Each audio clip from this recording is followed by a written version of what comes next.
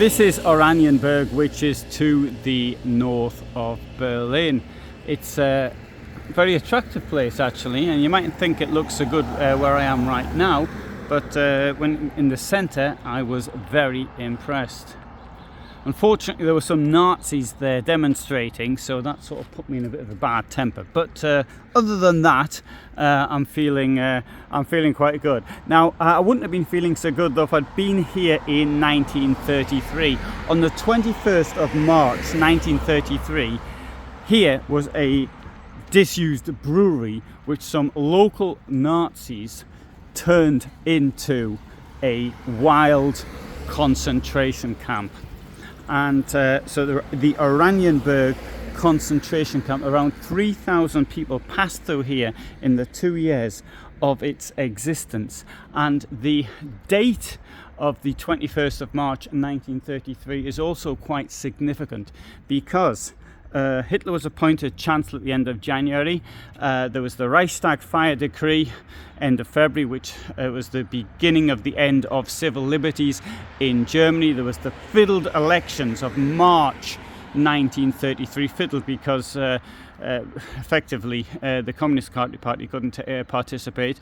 The SPD couldn't really participate very well. But even so, the Nazis still failed to get the majority, and then they had to form an alliance with the DNVP, Deutsche Nationale Volkspartei, far right, and that way they managed to get a majority. But these wild concentration camps were set up. Now on the 21st of March, Hitler was in Potsdam, not so far from here, and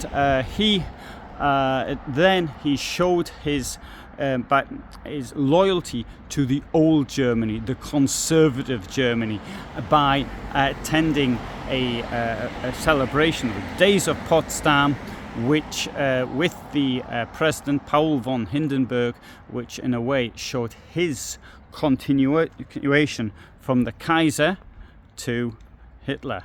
And that day this concentration camp was set up. There are photographs from here. For example, there's 3 photographs only I know of, but one shows 2 SA men standing at the gate of the camp.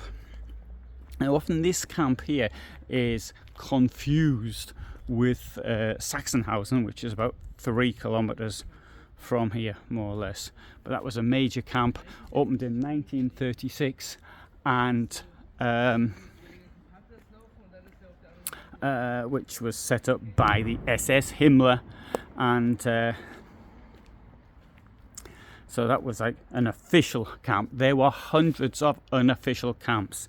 And so the SA, which is really a organization, Sturmabteilung, well the name tells it all, the Storm Department, the Storm Brigade, something like that, and that it was made up to fight. That was the whole point of it.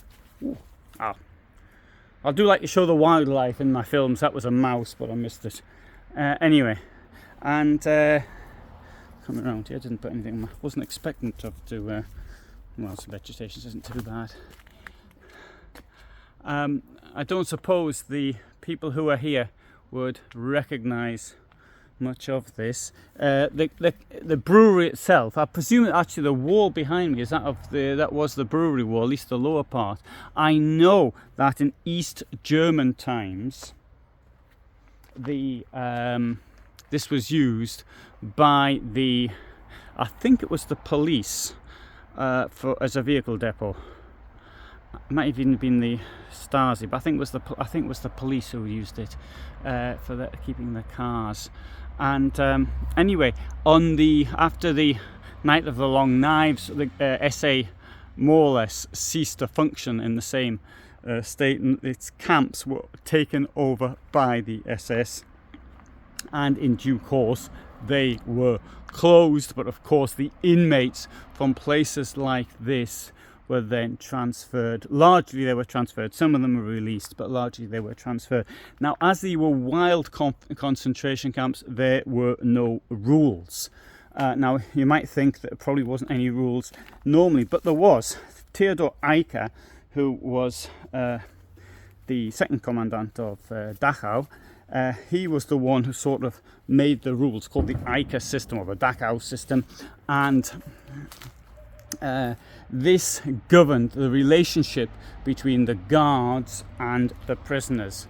And there obviously was one of violence, but still there were sorts of rules. Of course, the rules were deliberately vague, so they could be interpreted any way that the guards want, more or less. A bit like laws, you know, politicians make laws. Politicians are usually lawyers. They make the laws vague so that they can then interpret them in a different way once they cease to be politicians. Anyway, that's just my opinion. Maybe I've got that one completely wrong. So the camp was closed down, as were all of them, but a little bit later the camp at Sachsenhausen nearby was opened up in its place. But at least here there is something actually written here. Let's have a look what it says here. So at this spot there was, from 1933 to 1934, one of the first fascist concentration camps in Germany. And it wasn't the first. Actually, Dachau also wasn't the first either. I'm going to do a video one day of the first concentration camp, because I went and filmed it, because there's even a building still standing there. But it wasn't Dachau. And here, if I can read that, it's rather difficult to read. You know what? Sorry, I can't actually. Eric Mühsam said something on the 10th of July 1934. Sorry. He said something. He was murdered by the SS on the 10th of July 1934, and unfortunately it's so worn down I can't really read what it says. Anyway, I think the word heart is in there. And here, well, anyway, never mind what it says. It says something, and that's it. And there's an advertisement for the AfD. Now, I wouldn't call the AfD alternative for Deutschland Nazis. They certainly aren't that far, but they are a bit on the conservative side. And I would say that they're the closest party to Putin. So I do regard Putin as being a Nazi for reasons I've explained in other things. Well, it's a Führer state. It believes in the Völkisch principles. It believes in territorial aggression. It believes in racial superiority. All of these things are Nazi traits. That obviously puts Putin in that camp. Whether or not the AfD believe in those things, I don't think the AfD believe in the Führer system or the Völkisch nature of the German people. But anyway, might be wrong on that.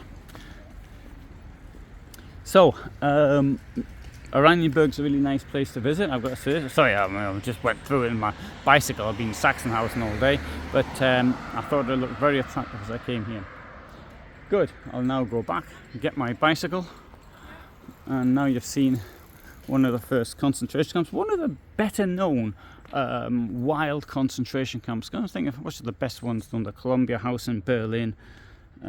This one, I would say it was probably the second best well-known camp, wild concentration camp.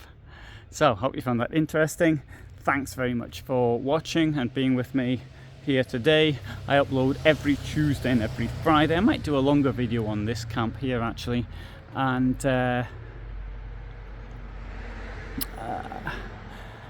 if I do, there'll be a link to it somewhere. So all the best from me in Oranienburg, Germany. Thanks for watching.